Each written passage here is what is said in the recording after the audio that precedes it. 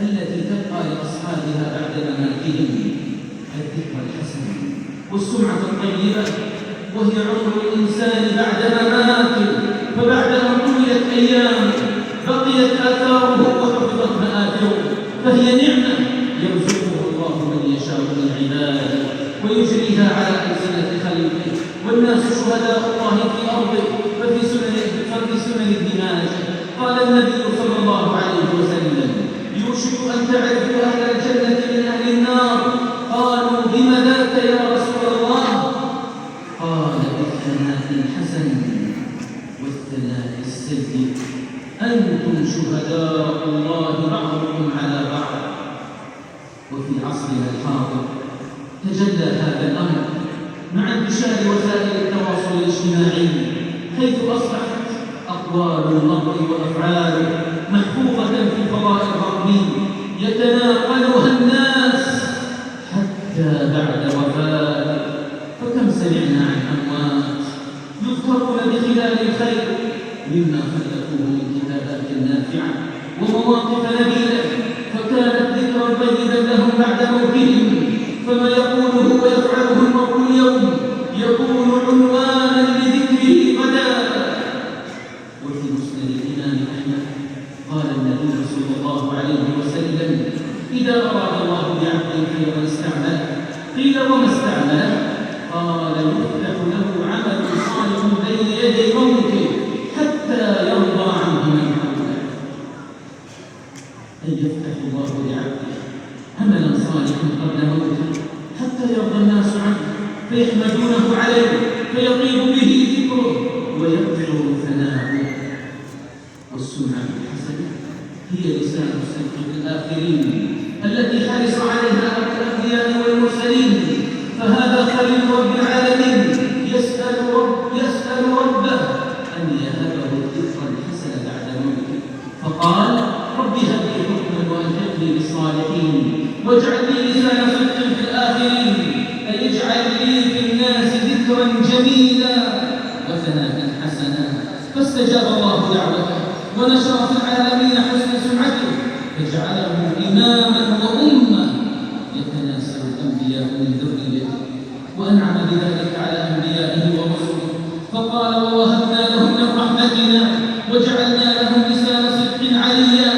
ومن كرم الله وجوده أن لحقت دعوة أبي الأنبياء عليه السلام هذه الأمة المرحومة، فقال: ربنا وابعث فيهم رسولا منهم يتلو عليهم آياتك ويعلمهم الكتاب والحكمة ويزكيهم إنك أنت العزيز الحكيم. فأخرج الله من ذريته أعظم الناس قدرا وأرفعهم ذكرا وأسماهم شرفا وأكثرهم للخلق نفعا، سيدنا ونبينا وقدوتنا محمدا صلى الله عليه وسلم، الذي قال له ربه: ورفعنا لك ذكرك. فلا يذكر الله العظيم إلا ويذكر معه رسوله صلى الله عليه وسلم. وكانت هذه الأمة التي هي خير أمة أخرجت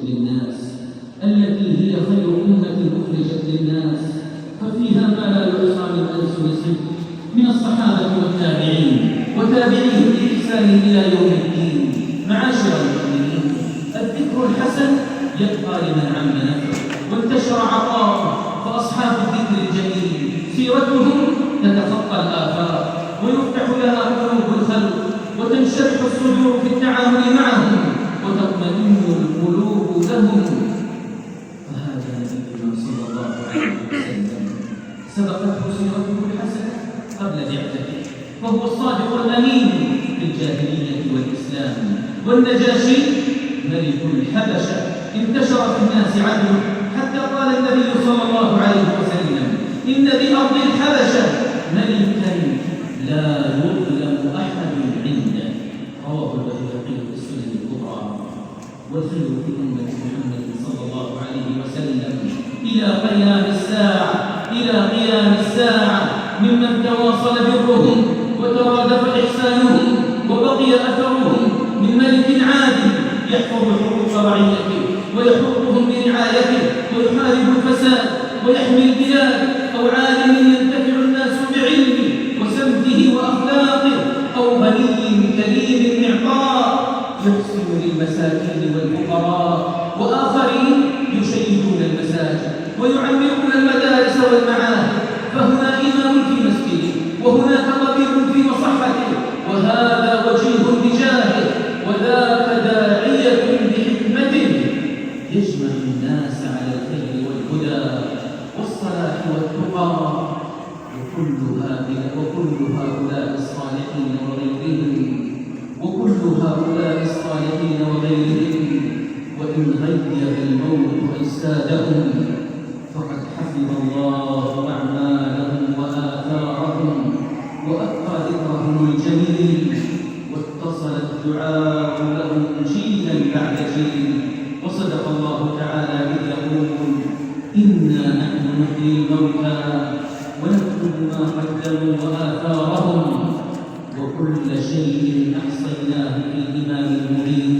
بارك الله لي ولكم في القرآن العظيم، ونفعني وإياكم بالآيات والذكر الحكيم. إنه تعالى جواد كريم عفو بر رؤوف رحيم، فاستغفروه إنه كان غفارا.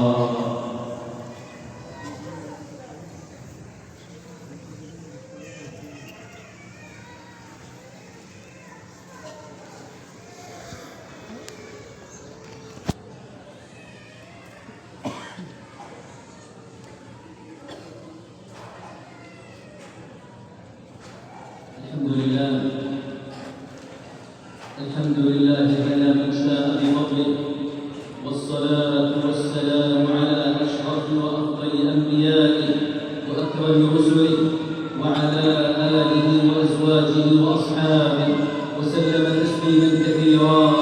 أما بعد، فيا معاشر المؤمنين، إن من الحرمان العظيم والخسران المبين أن يرزق الإنسان عمرا مديدا ومالا ممدودا وبنين شهودا، ثم يموت بلا أثر يذكر أو عمل طيب عليه يشكر.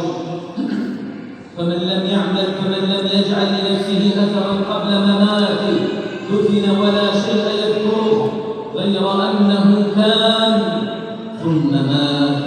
ناهيك بمن يفرح الناس بغيابهم ويهنئ بعضهم بعضا بفقدهم، ولربما بقيت آثارهم السيئة فيكون عليه وزرها ووزر من عمل بها، كما قال جل جلاله: ليحملوا أوزارهم كاملة يوم القيامة ومن أوزار الذين يضلونهم بغير علم ألا ساء ما يزرون.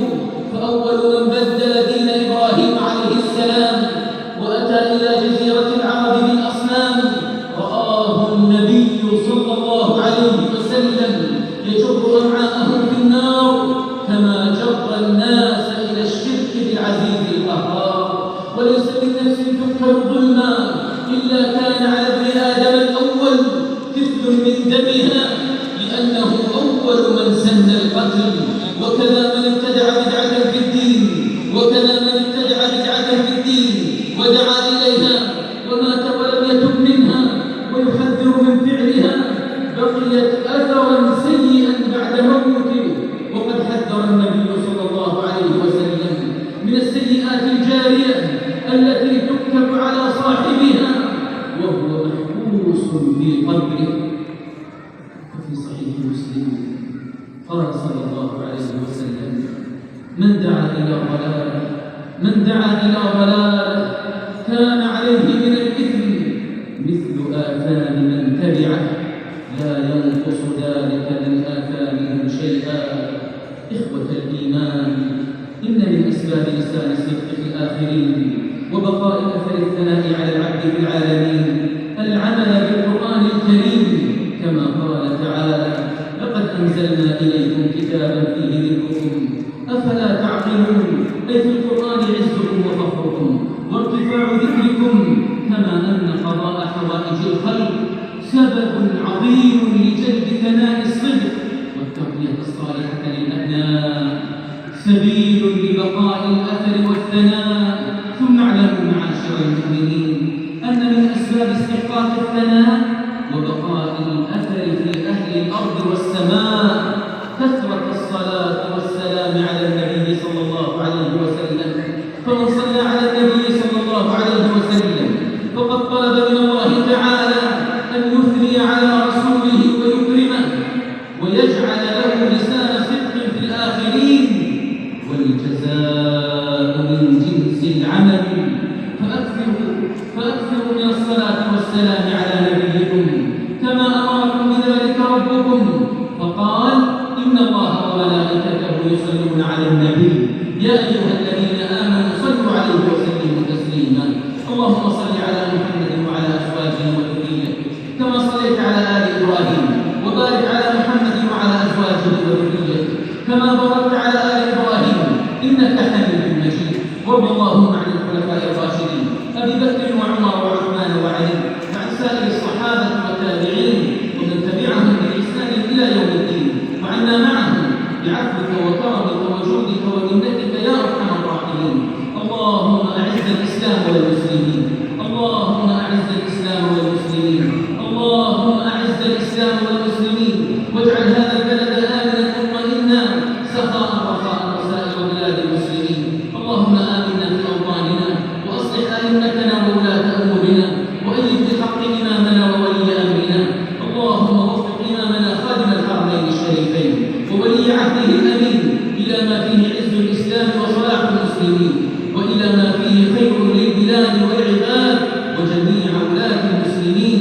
اللهم احفظ علينا ديننا وقيادتنا وأمننا. اللهم وفق رجال أمرنا والمرابطين على حدودنا وثغورنا. اللهم انصرهم على عدوك وعدوهم يا قوي يا عزيز يا ذا الجلال والإكرام. اللهم احفظ المسجد الأقصى، اللهم احفظ المسجد الأقصى، اللهم احفظ المسجد الأقصى واجعله شامخا عزيزا إلى يوم الدين. اللهم احفظ مقدسات المسلمين من كيد الكائدين وعدوان المعتدين. اللهم فرج هم إخواننا في فلسطين، اللهم فرج هم إخواننا في فلسطين، اللهم فرج هم إخواننا في فلسطين.